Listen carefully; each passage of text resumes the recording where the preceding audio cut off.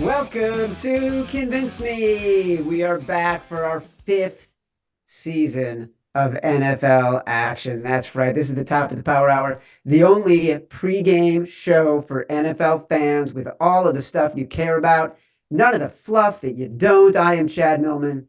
For the next 30 minutes, my Action Network buddies, Sean Koerner, Simon Hunter, and Chris Raybon will try to convince me what props, what sides, what totals we should bet for the entire NFL slate today. Plus, as we do every year, we have Evan Abrams with market reports and trends that make you sound smarter than all your friends, and a new addition this year. Dr. Nick Giffen, host of Bet What Happens Live, will take us through the latest need to know from our luck rankings, my favorite Action Network stat in the whole universe at the bottom half of the hour. Gilles Gallant, Brian Matthews will preview the best touchdown props on the board today on the Touchdown Show. Before we begin, I know there's a lot of you watching live right now. A reminder, like this video, subscribe to the Action Network YouTube page. All the picks we discussed today are tracked for free in the award-winning Action Network app. Download it today also, right now. If you want access to all of Action's Pro projections, make sure to sign up for our annual subscription that is currently on sale. Access includes exclusive player prop picks from Sean Koerner. By the way, don't forget, catch his prop drop show, which debuted yesterday, massively successful. And other members of the Action Analytics team. You'll also get access to exclusive expert articles, our best spread, money line and total bets, and real ticket and money percentages. To sign up, visit actionnetwork.com/pro today and use code POWER20 at sign up. One more time, that's POWER20 at sign up for $20 off. All right, no more dilly-dally. Sean Koerner kicking off the picks for season 5. Let's go, brother. What's up, Chad? Happy week 1, and continuing my tradition of giving you a rookie prop early in the season before they break out and the market catches up. I am giving you Brian Thomas Jr. of the Jaguars for his longest reception to be over 19.5 yards. You can get it at -110. I did this with, CeeDee Lamb, Jalen Waddle in years past. He's maybe not in that caliber quite yet, but I do like his upside in this market specifically. Like I said in our NFL Futures episode, I'm very high on him entering the season. He gives me shades of Randy Moss. I mean, he has almost identical size speed profile. He's 6'3", 210 pounds with 4.33 speed. It's also, a way to invest in Trevor Lawrence truly breaking out in year 4. And, Thomas Jr. probably won't see a ton of targets early on. They still have Christian Kirk and Evan Ingram who are, target hogs.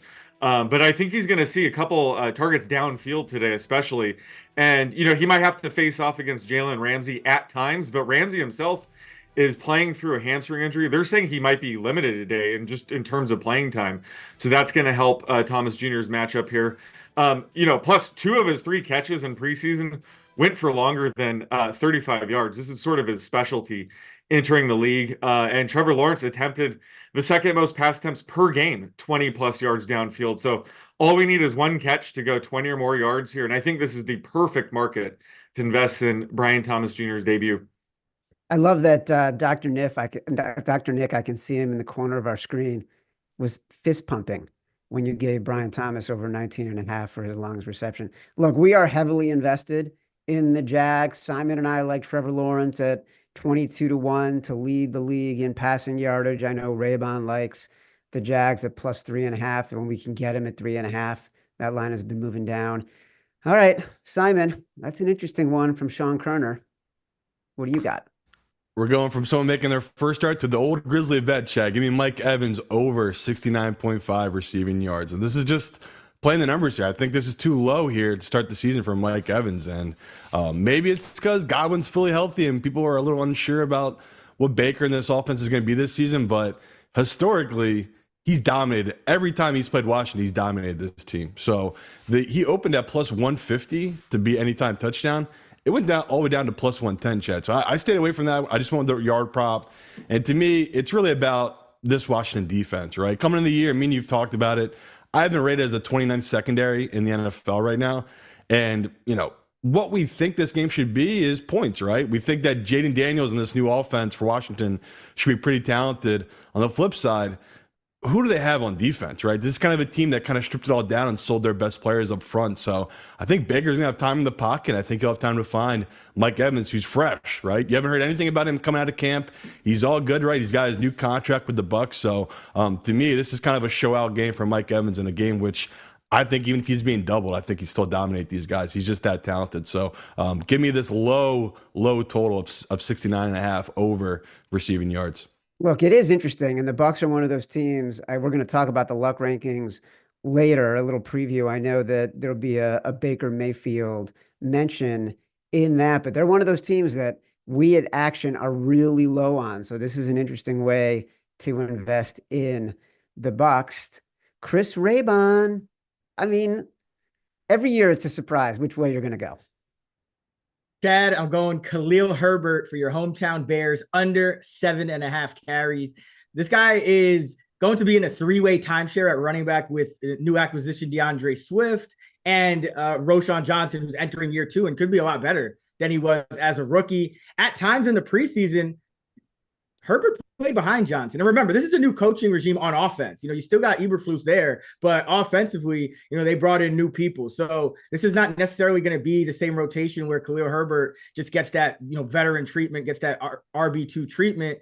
And I looked it up. All RB2s last season went over 7.5 carries, just 28% of the time across the NFL. So just the fact that he's not a starter, period, already makes this prop harder to clear. And then Chicago, which was a pretty run-heavy team last year, their RB2 went over 7.5 carries, just 3 of 17 games. So that's just 18% of the time. So I think this number is really going to be hard to get over. I think the market has been a little bit conservative with DeAndre Swift's projection, but he's kind of a shiny new toy and looked really good in the preseason in limited action. So I think this is going to be a really hard number for Herbert to get to, especially because we don't even know for sure that he's the locked in running back 2. He could even be the number 3.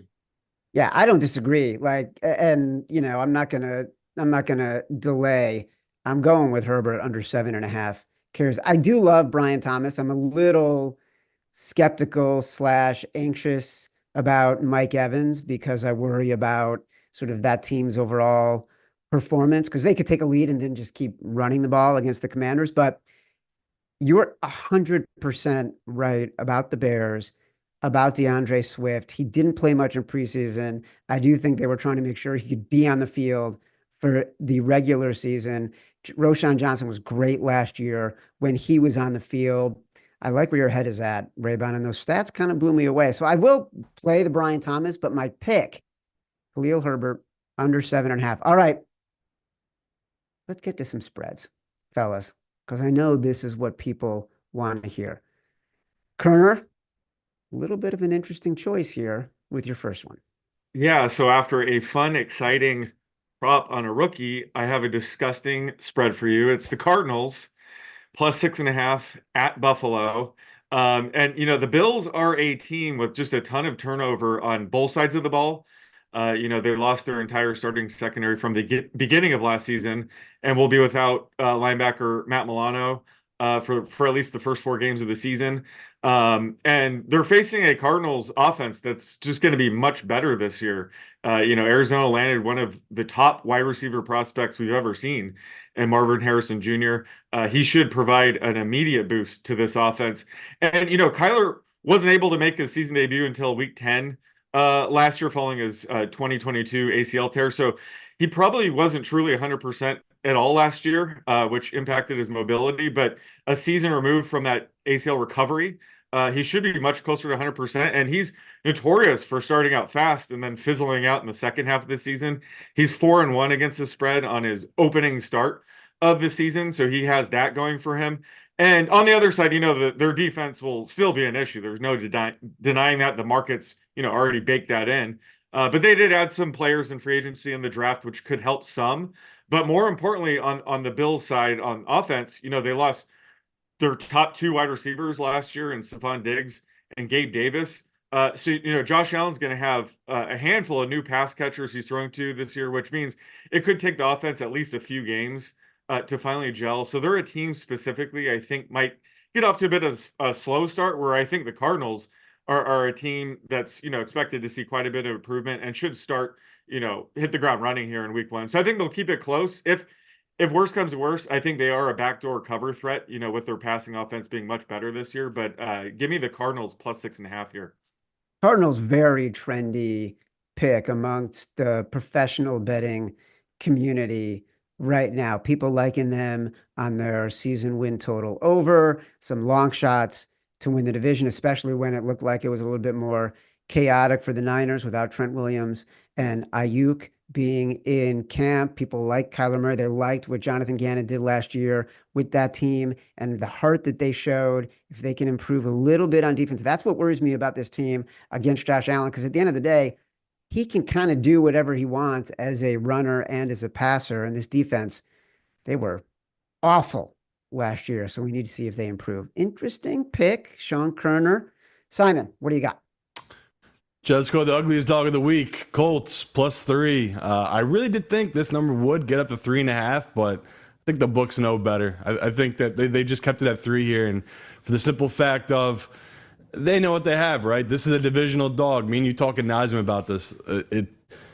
If you want to take a dog in week 1 and it's a home dog and it's a divisional dog, they're 22-7 against the spread. So right there, we know that it's always profitable to take these divisional dogs early in the season, especially when one of the teams went to the playoffs last year, and now everyone's talking about them going to the Super Bowl this upcoming season. That's what Houston is. So when we go on the field and we're looking at the matchup, I actually like the Colts D-line much more than people give them credit for. They're actually a pretty good group.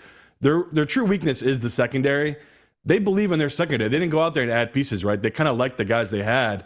Offensively, I really think a lot of the problems they're going to give to Houston will be with Richardson spreading this offense out. Like this, we've never seen this before, right? It's going to be him, fully healthy offensive line, and Jonathan Taylor back there. Like, to me, their read option, the spread option they're going to run here, we saw it work. We saw what they did with this offense last year before he got hurt. It's going to work against Houston. Like they are smaller in the linebacker position. Like that's kind of an area where they can attack them, especially with a big guy like Anthony Richardson. So the money right now, Chad, is 4-1 on this Texans team. Like it's just a lot of money. So if I'm going to take a position and I like the number at the +3, and the books are going to need this game, I feel like this is a good spot to be in here. So trust the divisional dogs at home in week 1.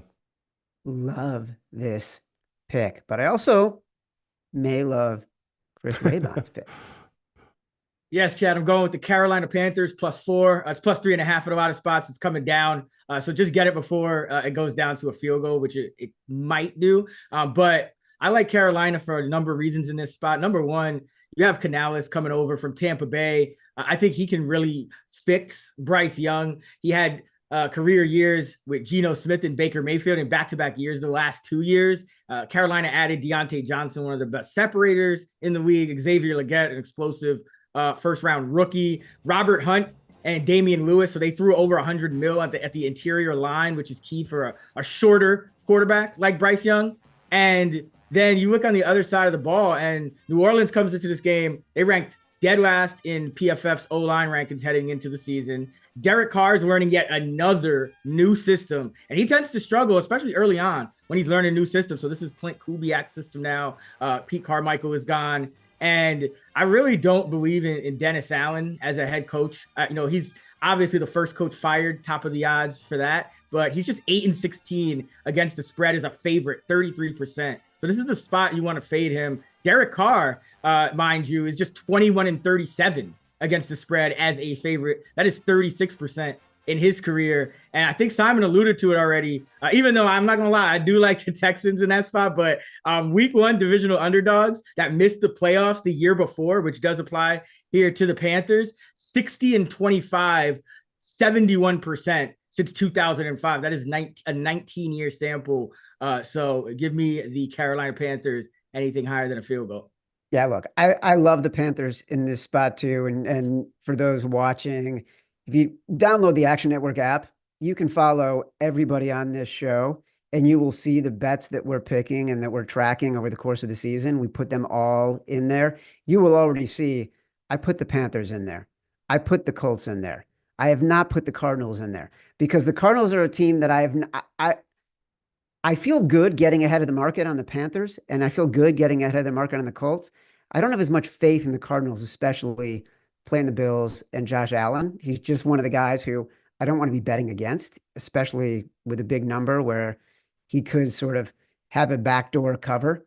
I'm going with the Colts. And the reason I'm going with the Colts is everything that we've said about the divisional matchups with the added bonus that they are at home. And I actually think that they are a team. Shane Steichen was brilliant with that team last year with Gardner Minshew barely out of the playoffs with a backup quarterback and a system that he was basically redesigning on the fly. And don't forget, like the Texans, they are so overhyped right now. They might not have even won the division if Trevor Lawrence didn't get hurt last year. And all of a sudden, they are one of the, odds-on favorites to go to the Super Bowl from the AFC. I feel like the Colts are being a little bit undervalued here. Give me the Indianapolis Colts. All right, folks. We did it last year.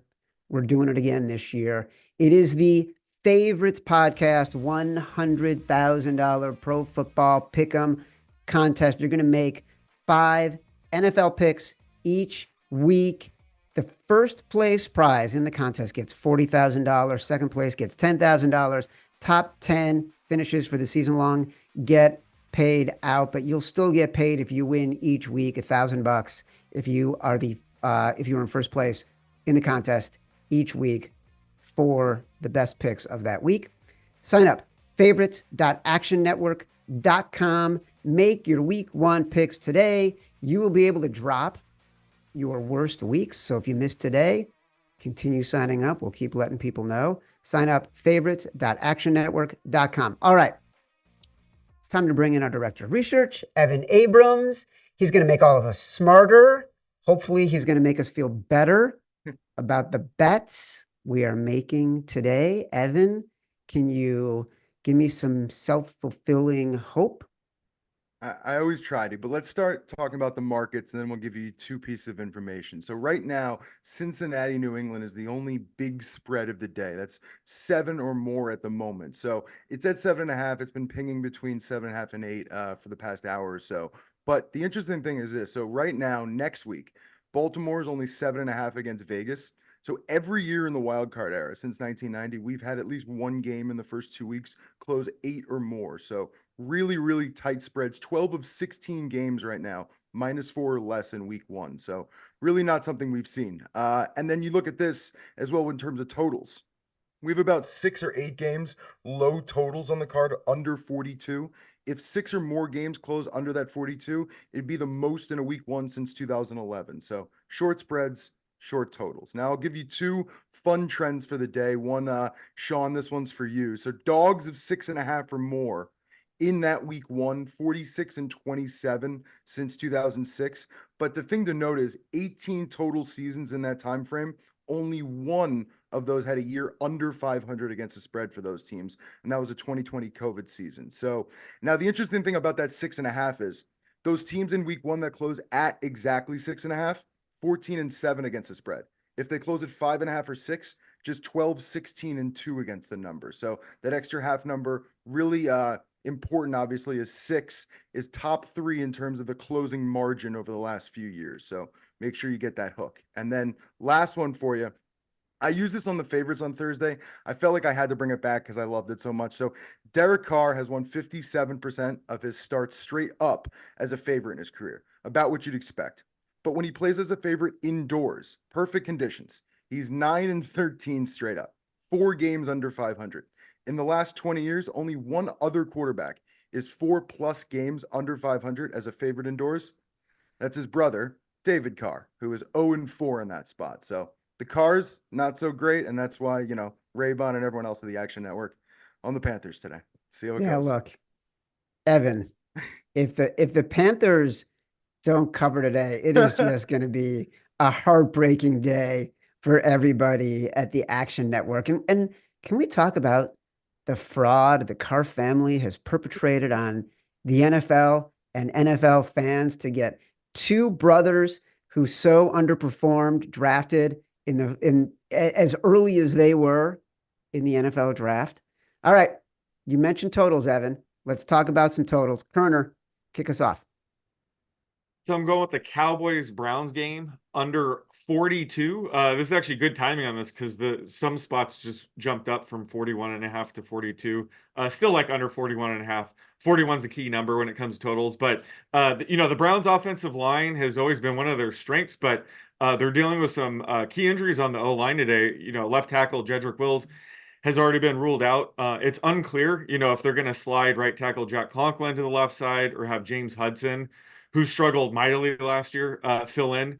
But Conklin himself is questionable with an knee injury. So this is just not a good time to be shuffling the O-line facing a Cowboys defense who led the league in pressure rate last season. And, Deshaun Watson struggled basically, every snap last year, but he really struggled when facing pressure. He finished outside the top 40 and, all key metrics among qualified quarterbacks when facing pressure last year. He's also taken a sack on 24% of pressures he's faced since joining the Browns, which is one of the highest rates in the last couple of years. So this is a tough spot for him here. And on the other side, the Cowboys offense should take a step back this year. They lost left tackle Tyron Smith, who's now at the Jets. And, first round pick Tyler Guyton could be fine as a rookie, but he's going to have to face off against Myles Garrett in his debut, which is just a brutal matchup for him. And CeeDee Lamb, could be somewhat limited today just due to holding out, throughout training camp. So he's still kind of ramping up, might not see the full complement of snaps today. I just expect this Cowboys offense to get off to a slow start against, Browns defense that ranked second in DVOA. They were especially good at home, allowing a league low 13.9 points per game. And the Cowboys offense was, much worse on the road. They averaged 14 more points at home last year. So just extreme home away splits on both sides right here. So, I'm expecting this to be a lower scoring game. So love the fact that we're getting 42 here. Yeah, and it's interesting to me that it's going up. I feel like this is the public coming in and realizing, oh, wait a second, the Cowboys are playing and remembering how good they were on offense last year. And I think overly discounting how good the Browns were at home last year, historically good defensively at home last year. Simon. I got another total that's moving, Chad. Giants Vikings was 41. Now it's up to 42. I love this under. Just taking a position on it. I usually always go with Giants unders, and I think people understand why, right? It's kind of a fade of their offense, but it's also that their defense has been surprisingly good these last couple of years. To me, this is the best defense they've had of those last couple of years, right? They might have lost their DC, but I think they've added good pieces to this defense. And again, they have one of the better linebacking cores that's underrated. So from my guy, Evan Abrams, just since 2020, the Giants home games goes to the under 24-8-1. So right there, that's a nice stat. Daniel Jones in those home starts, he's 17-8-1 to the under. So historically, this is a good position. And at the end of the day, I trust Brian Flores. And then on the flip side, I just can't see Sam Darnold lighting the world on fire. I know a lot of hype. People have high wishes, and they think it'll be all right for this Vikings team. I just totally disagree with it. So to me, this total feels like it's gone up too much at this point, right? I feel like it should be closer to 40.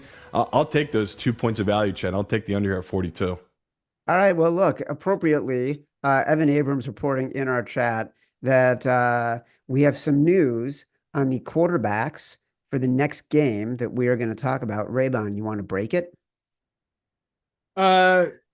Sure. What's going on? No, let's go. I don't know if you didn't see in the chat. Justin Fields will be starting for the Pittsburgh Steelers. Oh, yeah. I figured that. Yeah, but I'm going under 42 in this game regardless. I figured Fields might get the go because Russell Wilson was questionable with that calf. And the Steelers not only are starting a backup quarterback who didn't take all the first-team reps at practice, but also they have offensive line injuries.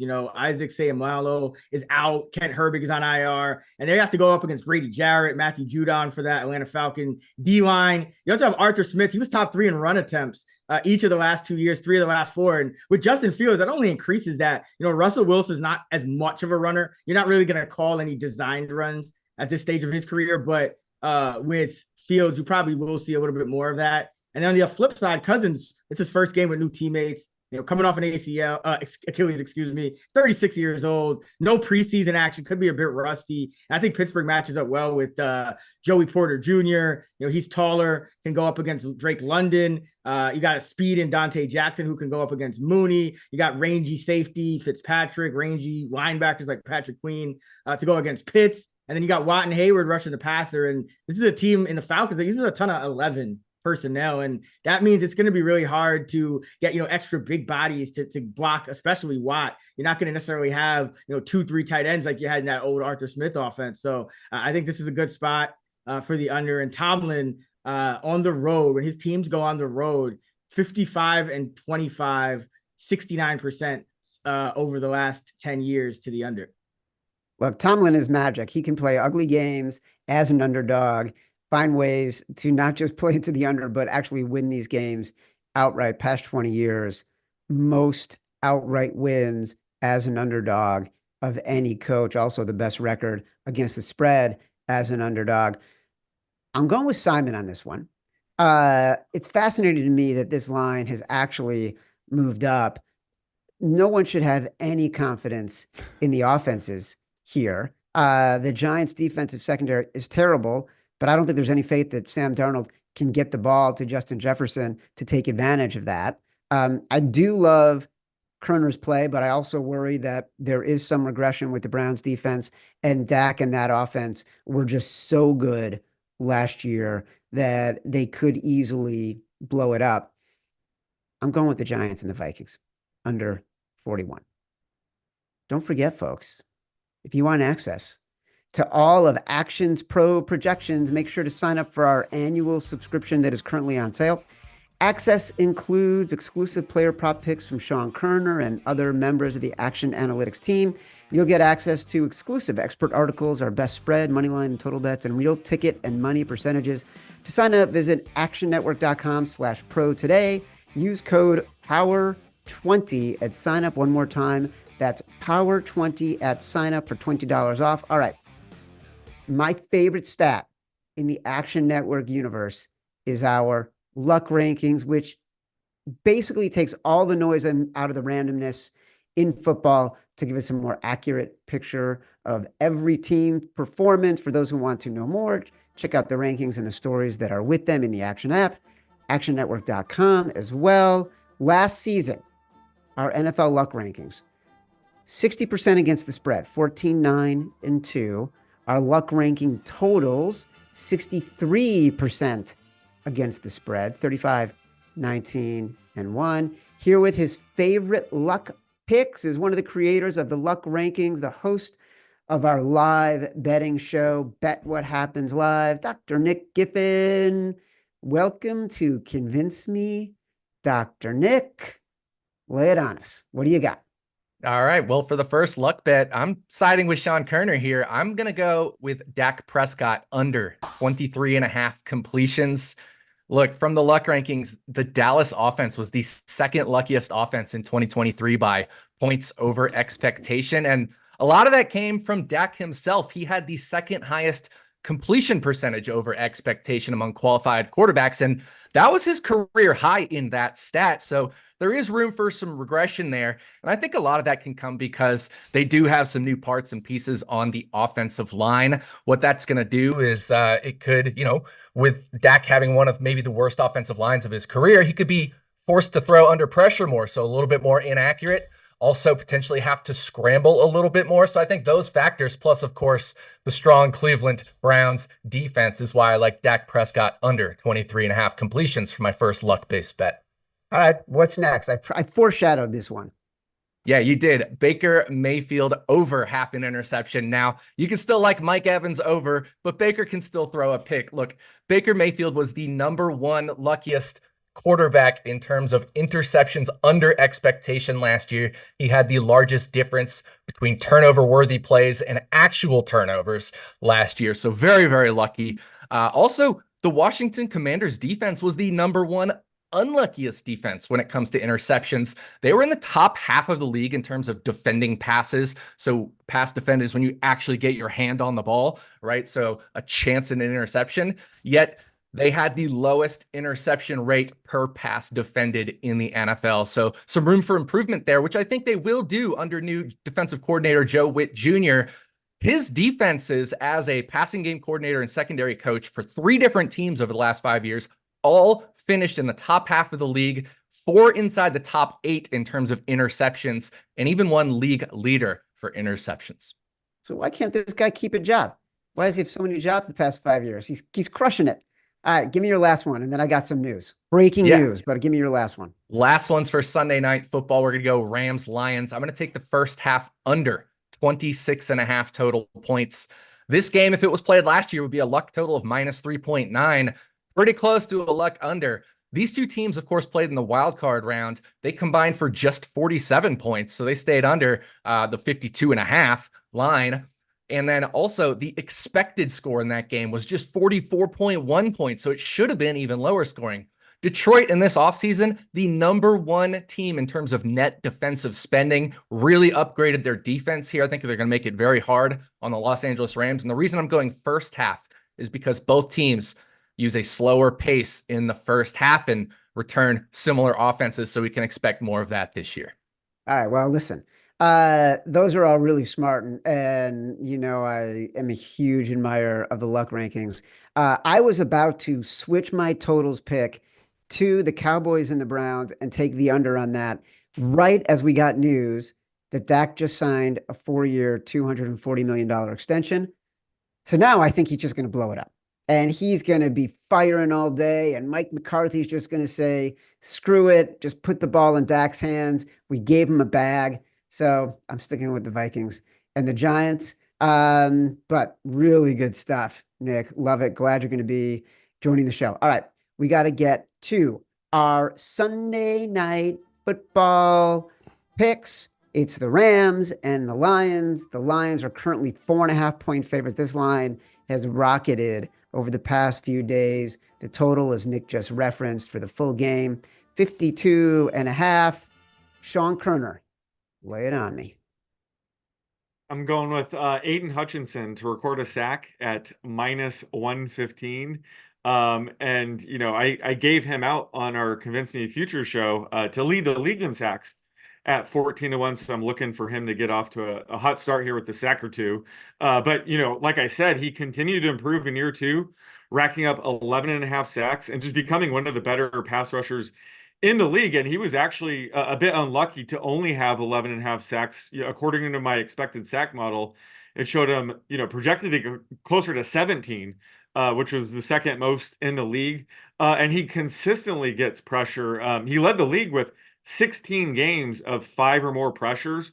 The next closest was Nick Bosa with 12 games. So, you know, he's always a good bet to get a handful of pressures per game. And he should only get better in year 3.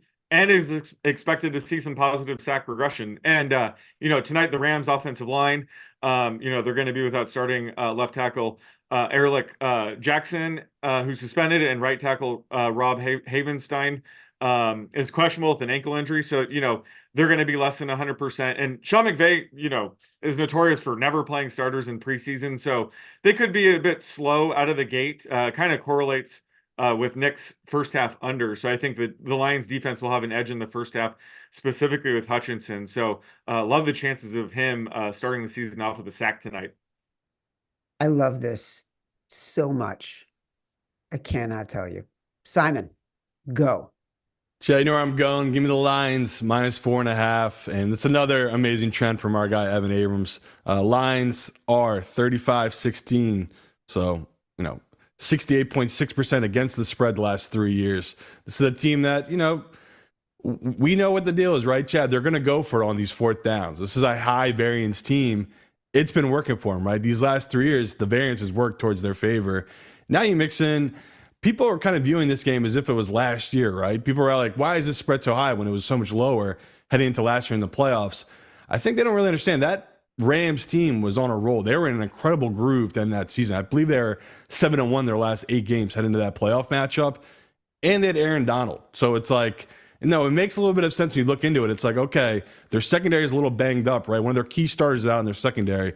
and they have injuries on their offensive line heading into this game. So we've seen this number move from 3.5 up to 4.5. And I think that's why, right? Even, this is by far one of the more public bets of the week, right? I think Eagles yesterday was one of the higher public money games. The same is going to be with this Lions game.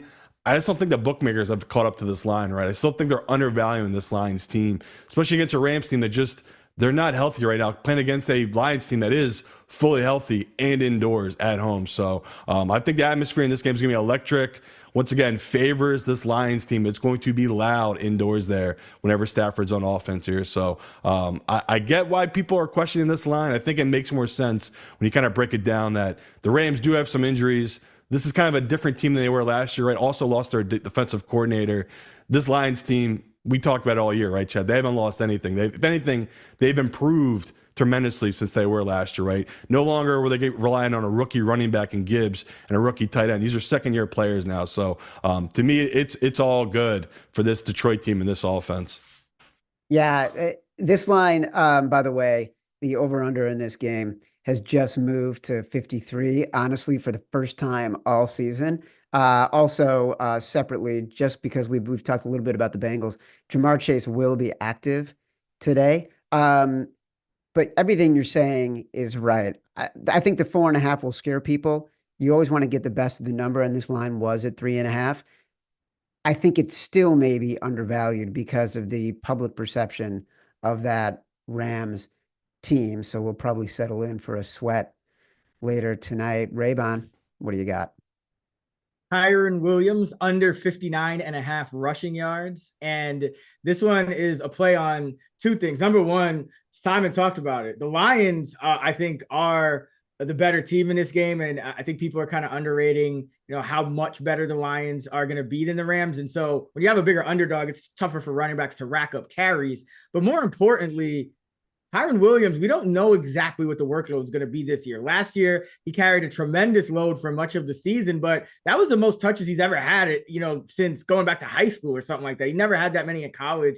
And then they went out and they draft Blake Corum, and Corum doesn't play all preseason along with the rest of the starters, like Sean mentioned. So that just tells you right there that they have a role earmarked for Corum. Kyren Williams is going to be on punt return. So, he might not start every drive if he returns the punt either. So there's just a lot of uncertainty. And then you're going up against the Lions defense that, by the way, #1 in run defense DVOA a year ago. A lot of people don't think of the Lions as a good defense, but it was really their pass defense that was a disaster last season. I think it will be better, but the run defense should still be strong. And Kyren Williams in that game last year in the playoffs, 13 carries, 61 yards, but that was with no real competition for carries. So now you're talking about a workload that could be even less than that. I think he's going to have a hard time hitting this 59 over 59.5 unless, he breaks a big play or something like that, which is not likely against the #1 run defense. Look, I like them all. And, Raybon, you've talked a lot about Blake Corum during this offseason and during this preseason and the impact. And also Kyren Williams, Sean McVay has said he'll be returning punts. So he's going to get a lot of activity in other parts of the game that could impact what he's doing as a running back. I'm going with Aiden Hutchinson. Koerner nailed this in our Convince Me Futures show when he talked about Aiden Hutchinson to lead the league in sacks. If you look at Pro Football Focus, which does a great job of breaking down player stats individually, he dominated from a pressure point of view, one of the top 3 edge rushers in the league with an overall rating. You could have gotten him about 3 weeks ago at 14-1 to lead the league in sacks. I think that number has gotten a little bit smaller. So I'm going with Aiden Hutchinson to have over 0.75 sacks. But I do love all these picks. And if you want to wrap them all together into a same game parlay, you can do Aiden Hutchinson over 0.75 sacks. You can do the Lions -4.5. You can do Kyren Williams under his rushing yardage totals. You can see there what the total payout would be. Pretty good number. Pretty good way to sweat on a Sunday night. Get a little taste. Have some fun. All right. One more time. A reminder. We are bringing back the favorites. $100,000 pro football pick'em contest. Make 5 NFL picks against the spread each week. Season-long contest. $40,000 first place prize, $1,000 to the weekly winners. Join now for free. Favorites.actionnetwork.com. Make your week one picks today. We are so close to kickoff, folks. And before we get there, don't forget, download the Action Network app for all the picks, all the data, all the research, all the analysis. Stick around for the bottom half of the Power Hour with the Touchdown Show. Good luck today, everybody. Thank you, Chad, and welcome to the Touchdown Show for week one of the 2024 NFL season. I'm Gilles Gallant with the Action Network, along with Brian Matthews, aka the BMAT. BMAT, we're back now for a third season, and today, if you know it, we're going to be covering the anytime touchdown market in the NFL. We're going to have best bets for the 1 p.m. and 4 p.m. Eastern games. We're going to preview Sunday Night Football between the Los Angeles Rams and Detroit Lions, see who we think is going to score. You know, I think maybe we'll bet a parlay as well. We're also going to have a special guest from the gambling community each week who's going to give out their best anytime touchdown bet. This week, it's our guy, Bobby Stanley, aka Prop Holiday. He's going to join us a little bit later in the show. But BMAT, before we get started with our touchdown bets, I don't know if we're going to be able to salvage our friendship by the end of this day, because our teams are going head to head, the Dallas Cowboys and Cleveland Browns. Hey, let me tell you this. All right. Yeah, it's not a great day for you and I as friends, right? But let me just explain this. As a Browns fan, we have become professionals at learning how to deal with losses. So if we do lose, I'll be fine. Well, and I was going to say, I feel like I'm taking an understudy on that as well, considering how that last playoff game went and getting the Green Bay Packers shit all shoved in my face. But either way, let's talk touchdowns. So here's what we're going to do today. We're each going to give out 3 touchdown bets, maybe 4. Yep. We're going to start off with some easy ones, and then we're going to get really spicy. We'll add some long shots at the end. Then we're going to put a big bow on this show with some touchdown parlays. Then we'll get out of here, and we're going to watch some football for week one.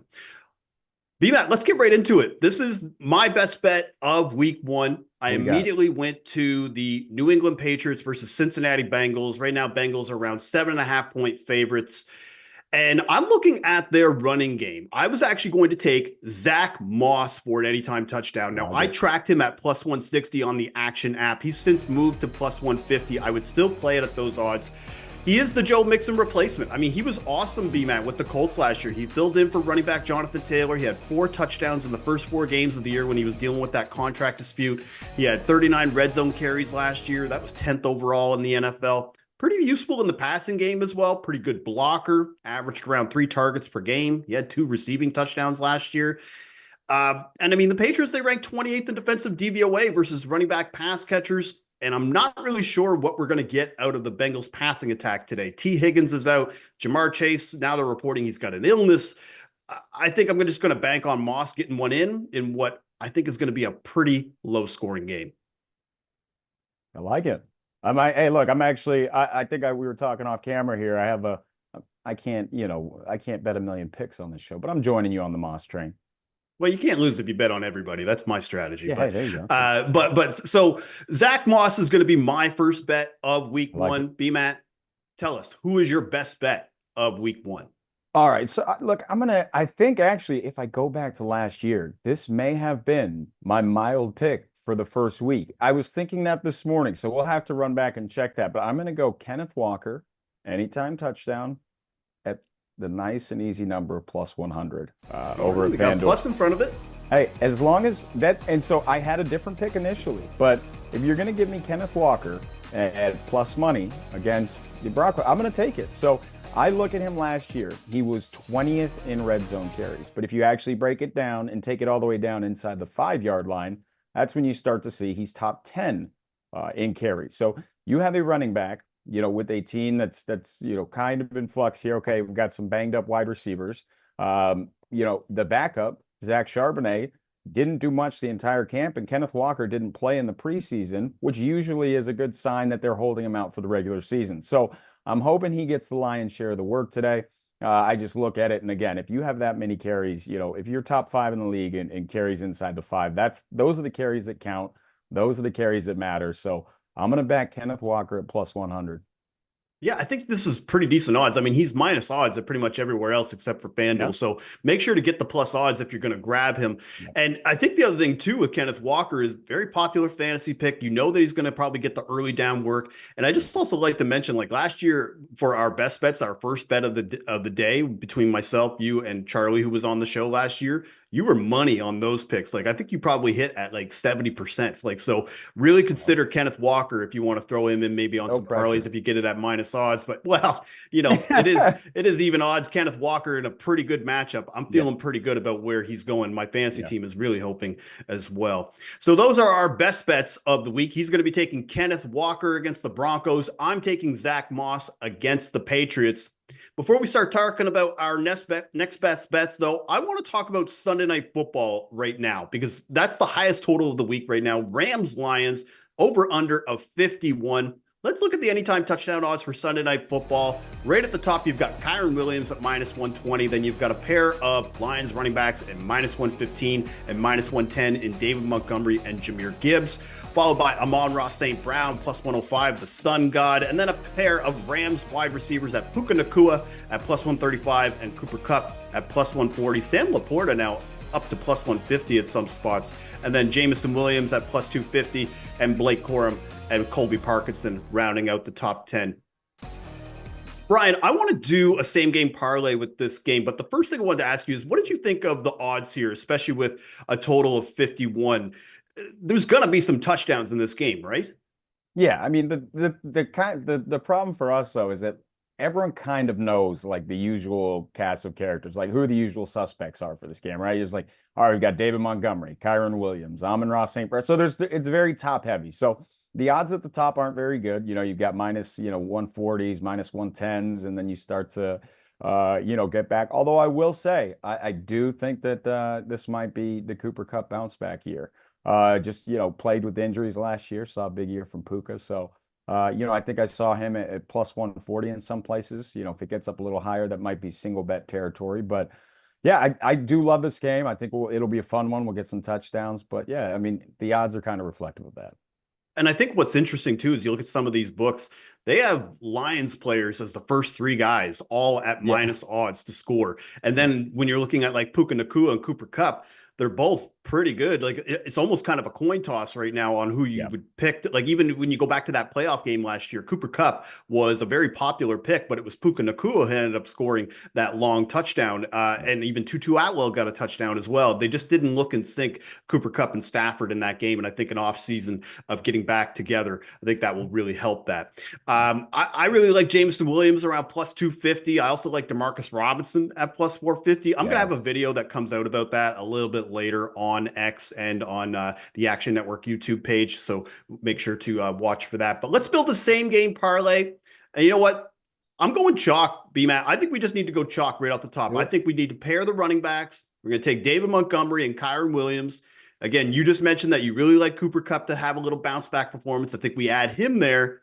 And then I think we should put on Sam Laporta as well, because Sam Laporta was just beautiful in the red zone, had 10 touchdowns last year. If you parlay all four of those at DraftKings right now, you can get that at 19-1. So I'm going to put $10 on it, maybe a 0.1 of a unit, just some pizza bets kind of thing. And then we'll be able to have a nice same game parlay for Sunday Night Football. If you want to step up your betting game and get access to some of the most resourceful tools to help you along the way, you can upgrade to an Action Pro subscription. Use code POWER20 to get $20 off your annual Action Pro subscription when you sign up now. Sign up today for Action Pro. All right, I want to get into another best bet, but I went first for our first bets. B-Man, why don't you take the honors? What is your second best bet of week one? Yeah, so I'm just going to go ahead and head straight to the game with the lowest projected total and grab a touchdown score from that one. So I'm going to go ahead and look, this one is narrative based and volume based too. I'm going Devontae Adams anytime touchdown at plus 220. I believe the best number out there right now is plus 210. It is still a number I would play it at. So if we go back to the offseason and we talk about the Los Angeles Chargers social media team's schedule release, they decided that it would be a good idea to put a picture of Devontae Adams next to a box of garbage flavored Pop-Tarts. And as you know, with wide receivers, they have thin skin. So he took that very personally. And if you go back and look at it, it makes no sense. This guy has absolutely destroyed the Chargers. Yes, he You has. know, 3 of his last 4 games, over 100 yards and a touchdown.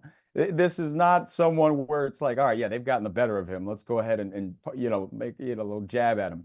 So Devontae Adams came out and he's like, I thought about responding on social media, but I'll just go out and beat their heads in like I normally do on the field. And so I'll take note of that. And look, he had terrible quarterback play last year. All right. Aiden O'Connell, Jimmy Garoppolo. I'm not saying Gardner Minshew is Joe Montana or anywhere near that, but he will get his receivers the ball. Michael Pittman last year, top 10 in targets. Okay. So I'm not worried about whether they're going to feed Devontae the ball. Also, he's got to score one against the Chargers. So at plus, and look, I don't know the last time I saw Devontae in the plus 200 range. So we're going to take this number at plus 220 and run with it. Yeah, I think you would have probably saw it around plus 200 last year near the latter parts of the season when Aiden O'Connell was just looking like trash. I'm sorry. Like, not to take a quote from the Chargers social media team here, but he was garbage flavored Pop-Tarts. I think they just put the wrong player on the box. But Devontae Adams, I mean, he's still amazing against man coverage. You know that he's going to get the volume. You know that they're going to pepper him with targets. So anything over plus 200 for Devontae, I think you still have to play it. So I love this bet. And I think a lot of other people in the betting space are going to be on this one this week too, because it's not very often where you get a narrative driven type of pick, but also the talent that can back that up as well. So, all right. So my second best bet, I am going to the Texans and Colts game, and I'm taking a nice little speedy second-year wide receiver in Tank Dell. I'm going to take him to score a touchdown at plus 275. It's around plus 275 right now at BetMGM. Honestly, B-Man, I almost made this my best bet of the week. I really loved this pick. Through the first 10 games last year, he had 7 touchdowns. And 4 of those were actually against zone coverage. And the one thing about Tank Dell, I mean, obviously Nico Collins, Stephon Diggs, very good wide receivers, but Tank Dell had the most touchdowns on the Texans last year against zone defense, actually had the highest target share as well. And guess who played the most zone coverage last year? The Indianapolis Colts. And that was the first team that Tank scored on last season. It just reminds me a lot, dude, of that Packers situation. Jaden Reed being listed as the wide receiver 3 when he's clearly like a number 1. So I think Tank Dell is going to score today, and I feel so good about it. My man, Dr. Nick Giffen, friend of the show, is also on this, and he has fair odds for Tank around plus 200. Wrote it up in his predictive analytics article this week. You should check that out at actionnetwork.com. So I love this bet for Tank Dell.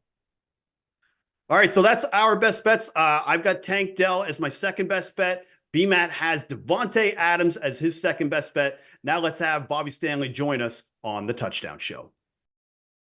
Welcome back to the Touchdown Show. We've got a new segment this year where I want to bring on somebody from the gambling community to talk about anytime touchdowns. And the first guy I thought of for week 1 is my guy, Bobby Stanley Jr., a.k.a. Prop Holiday on X.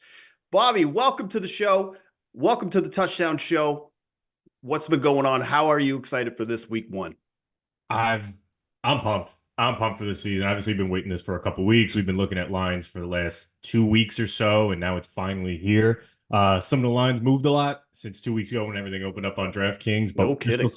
Still some value out there, I feel like, and honored that you guys brought me on as the first guest this season. Pumped for it. Yeah, absolutely. I feel like people kind of overreacted after that first DraftKings release of where the touchdown odds are. It's like, come on, guys. Like, let the other sports books come out. The odds will start to shake out, and we'll be by Sunday. We'll find some decent odds to be able to use. So part of the decent odds is being able to find an edge in a game, even if it's somebody who might be favored to score. I want to know who you think is going to score an anytime touchdown in week 1, Bobby. When it came into this, I wanted to go, okay, what odds give me what I feel is the best value, and then also who do I realistically think has a few cracks at it within the red zone? Chuba Hubbard, Carolina Panthers immediately came to mind. We're getting plus 130 over on BetMGM. There's some plus 125s out there if you shop it around. I look at Hubbard, 5 rushing touchdowns and 12 starts last season. That's not going to blow you away. But 33 rush attempts inside the 20. That sandwiches him between Aaron Jones and James Conner last season in that same stat. And those guys, obviously, the Aaron Jones is about even money. If you take a look at James Conner, it's in that plus 115-ish range. So I do think we're getting some good value here. I like Carolina straight up. I like Carolina with the points. So there's a little bit of game script for me built into this, but no Jonathan Brooks for this Carolina team through the first 4 weeks. Yes, Miles Sanders is good to go, but he has a finger injury and his ability to hold on to the ball was questionable even before that. Plus, he was never getting goal line carries to begin with. I think Chuba Hubbard in a low-scoring game is going to get at least 3 or 4 red zone attempts to punch this one in, and we're getting plus 130. This is where I'm putting my money as far as value and opportunity. Chuba Hubbard, Carolina Panthers. See, I find it really interesting too. Like, first off, I just wanted to acknowledge it's good to have some Canadian content on the show, being able to have Chuba Hubbard on. But facing the Saints defense, you're really starting to see the tide shift on where people are thinking about Carolina, especially how they have gone over the last couple of seasons. Very popular pick to maybe win the division, very popular pick in week 1. Bobby, when you were looking at the Saints defense, obviously they have some pretty good tools on both, the secondary and the defensive line. Did that worry you at all when you were looking at Chuba's opportunities against this defense in week 1? I was looking at it. I mean, I respect their front seven. There's a ton of talent on there. They lose Marcus Davenport. They bring in Chase Young. They add a Willie Gay to that linebacking core, DeMario Darris and Pete Werner. I still think this is good opportunity here. That defense, it's a team that's in flux. I would not be shocked if they're the first team to lose their head coach this season. So, yes, I'm throwing zingers out there right out of the gate. No, I do respect their front seven, but as far as a low-scoring game, I don't think it's going to get away from Carolina where they have to abandon the run. That was a big part of this for me. So, yes, respect that front seven, but there's some good opportunities here for Carolina's offense to really gel early. All right, so Bobby is on Chuba Hubbard at plus 130. You can get that at BetMGM for week 1. Bobby, before we get you out of here, where can we find you and what kind of content you got coming up? You got a show coming up today. Tell us a little bit more about it before you go.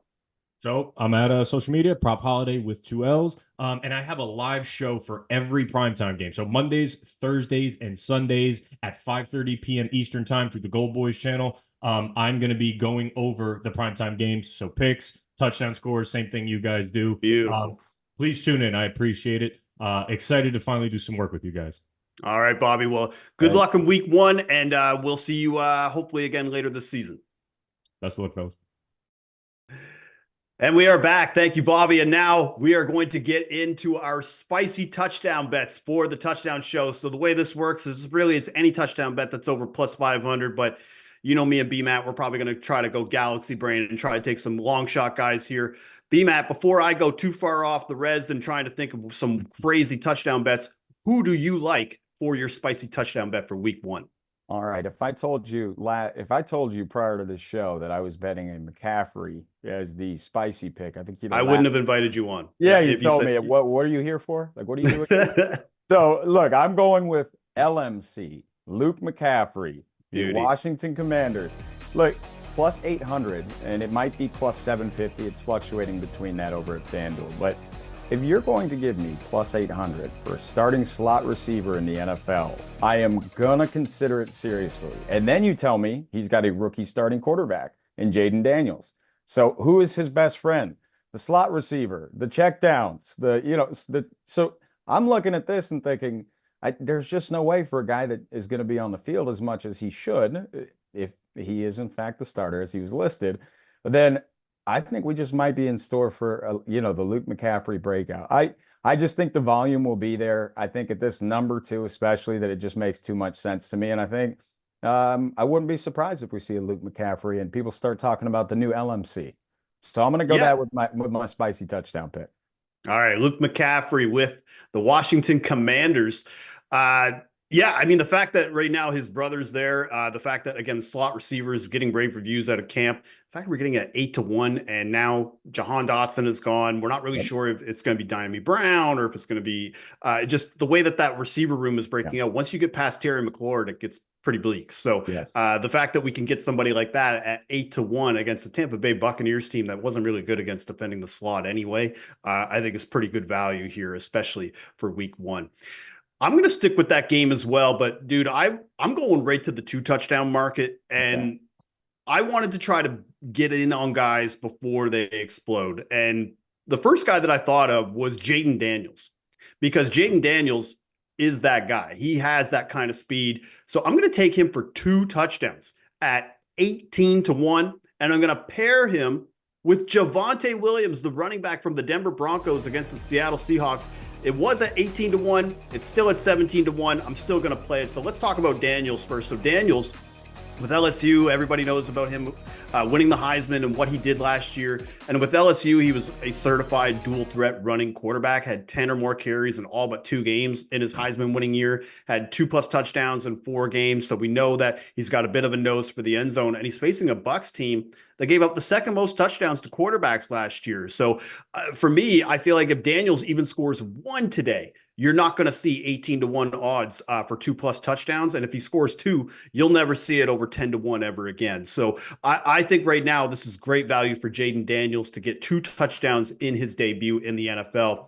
For Javonte Williams, now he has the coach speak, I'm in the best shape of my life, but I do kind of believe that being 1 year removed from that knee injury, he looked much better last season in the second half of the year, where he had, finished with like 4 or 5 touchdowns, but he also had 37 red zone carries last year. So even in Sean Payton's offense, it wasn't just Jaleel McLaughlin, it was specifically Javonte getting those red zone carries. And now, again, you mentioned a rookie quarterback. Bo Nix going to be starting in a pretty tough environment in Seattle. I think the run game is the way to go here, especially since the Seahawks were 3rd or 1st in rushing yards allowed and rushing touchdowns last year. So Javonte Williams for 2 touchdowns at 17-1 and Jaden Daniels for 2 touchdowns at 18-1. B-Matt, what do you think of these 2 touchdown bets? Do you think either of them has a decent shot to hit? I do. I'm on the Jaden Daniels train with you. The guy's electric. He's a rookie. So, when all else fails and maybe you're feeling a little flustered, go with what you know, run the ball a little bit. So love that one. Javonte as well. And like you said, if he is the bell cow, in that offense in a great matchup, then these are some great odds to take advantage of. All right. So Jaden Daniels, 18-1, Javonte Williams, 17-1, and you are on LMC Luke McCaffrey at 8-1 for our spicy bets for week 1. All right. Let's do one more parlay. I want to do one more parlay, B-Man. Let's do the 180 challenge. So the 180 challenge, for anybody who doesn't know what we do, it's we do a parlay every week at 18-1 or better. We bet $10 on it. And essentially the goal is we got to try to hit 1 before the end of the year to get our money back. Or if you do it a little bit higher than 18-1, you can get a little bit of profit. But you hit 1 and then we play with house money. So I think, B-Man, what we got to do is we're going to take Bobby Stanley's pick. We're going to put Chuba Hubbard on this parlay. And I think what we're going to do is we're going to parlay it with Aaron Jones, running back now with the Minnesota Vikings against the Giants this week. Now, the third leg was a little tricky, but here's what we're going to do. We're going to put Justin Fields, because right now, all reports as if we're doing this is that he is going to start this week. Right now, he's around plus 250, plus 255 at DraftKings. So if you parlay those 3, the parlay comes out to just around 19-1 or just over 19-1. Now, I will say just as a little caveat, if you do want to tail this, we do have an alternative if something happens with Justin Fields. So if Fields, for whatever reason, it gets announced that he's not starting and Russell Wilson is starting, all you got to do is swap Justin Fields with Kyler Murray. And then that parlay will still come out to around the same amount of odds. So we've got an alternative for you, but Justin Fields is the guy who we want. So our 180 challenge for week 1 is Chuba Hubbard, their pick from Bobby Stanley. Then we're taking Aaron Jones with the Vikings, and we're going to pair it finally with Justin Fields, getting a nice 19-1 parlay for week 1. All right, that's all for today, though. 4 picks from me, 3 picks from B-Matt. We got some parlays on deck. I want to remind everybody the Touchdown Show will be back here for week 2 on Sunday at 11:30 a.m. Eastern, live right after Convince Me during the Action Network Power Hour. And if you missed the show and you want to get our picks, just download the Action app. All of our touchdown bets are tracked there. You can get them as soon as we bet them with pick notifications. I want to thank you again for joining us for the Touchdown Show. Let's have a great season. Bon chance.